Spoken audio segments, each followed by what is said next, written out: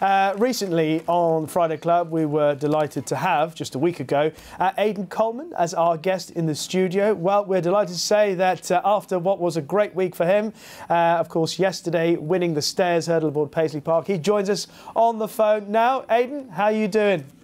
Yeah, very good, Rishi. How's yourself and Martin? All good? Well, we're all good because, you know, we are a springboard to success. We had Nick at Boinville in the studio a couple of weeks ago.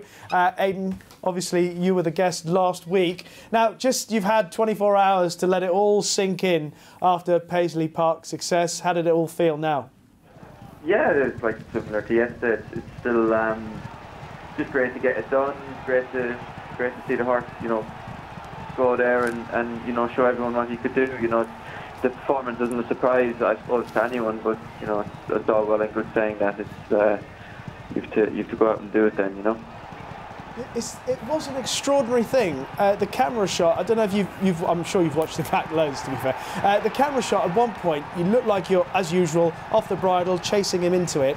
And then all of a sudden, the camera angle changes and he is zooming down near the stand side rail. What was that moment like, coming down the hill into the straight?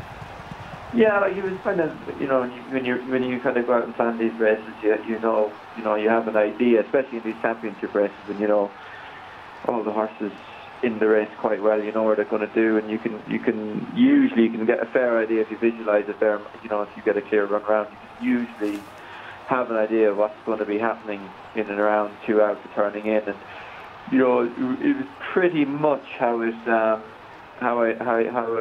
pictured it all going.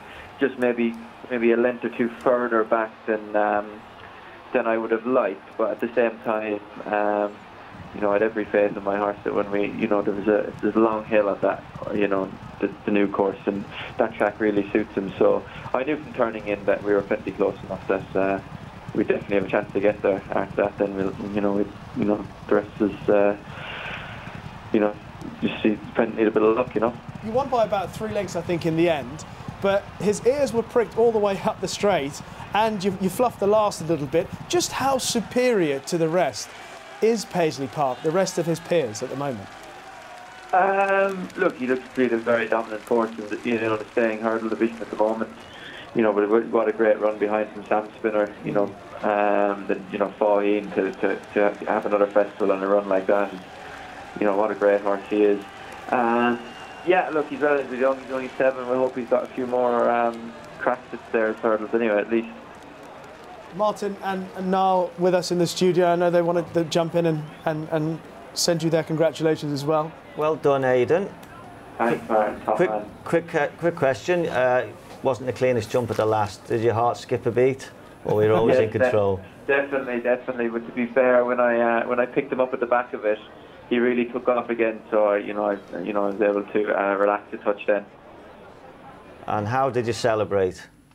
I didn't celebrate at all, really. I came home, I got out before the last. I only lived lucky enough to live 5-10 minutes in Cheltenham, and no, having the time to celebrate. But then we have a day off in about April. I might be able to celebrate then. Think of the money. Yeah, think of the money exactly. in. Exactly. Sorry, no, I didn't know you were there when I said hello. No, well done. That was massive, wasn't it? Because it's hard, isn't it? Because obviously, if you don't ride for Willie Mullins, Gordon Elliott, Paul Nicholls, or Nicky Henderson, you've got 3 amateur races, 1 conditional jockey's race, and getting rides, never mind, winners are hard. And we spoke on Tuesday, and we were talking about your week, and you said there's not a lot to really talk about. Let's just keep it quiet. So I guess you've had to be patient. You know, just waiting for a ride like Paisley Park on the Thursday, when you know Cheltenham can be a long week. Does it play on your mind at all? No, you know, I was quite happy with how I took it. You know, I suppose I've been doing it long enough now to, you know to know the ins and outs of the game. But yeah, like, you know, a relatively quiet week there this week. But even in entries, I knew it was going to be a lot quieter than normal years. But normal years, I didn't have a ride like Paisley Park, so I was able to kind of you know, enjoy it, and you know, and then because he went and won, you know, which is, he did what everyone expected him to do, but then at the same time, it's all well and good, you know, thinking it and expecting it. You have to go out and do it, especially, you know, the likes of 18 runners and all that. There was a, you know, he wasn't handed to him in a plate anyway, put it that way. Very poignant memories when you crossed the line, and obviously recalling your great friend, Campbell Gillies, who's no longer with us. how emotional were you at the point of crossing the line? I suppose, I went there thinking, I don't know how to describe this. I was thinking, I'm afraid of if he got beat, what happened, if you know what I mean. It's just, I was driving into Cheltenham before I got out of the car. I said, if this gets beat, what have I done, or what's gone wrong, if you know what I mean. I was really, that confident on him, but then at the same time, you never take anything for granted. So much can go wrong, and then, when you cross the line, it was just a mixture of relief and, elation, really. It's they're the days you dream of. They're the days that were missing in my CV. And hopefully we need to up the game now and add a few more before we retire. Yeah, well, everyone keeps talking about this horse as a possible multiple winner of the Stayers Hurdle. We'll probably not go too deep into that, but what I wanted to ask you was about the owner, Andrew Gemmell and Emma Lavelle, and what they were like in the immediate aftermath, away from the glare of the media, because of course everyone was paying attention to Andrew and to Emma and to yourself. But once it all quietened down, what were they both like post-race? Yeah, well, look, Andrew's story is very well documented. I've ridden for him for years through Emma, and he's a really genuinely fantastic guy. He's such an enthusiast for all good sports. He, win, lose or draw, he's very gracious, and it's just, for me, it's a pleasure and an honour to be, a small part in his story and his journey, and we're very grateful for it. And Emma was great yesterday. We she came to get the saddle. She was smiling, and she said, "I'm not going to tell you what to do. Just go out and enjoy yourself."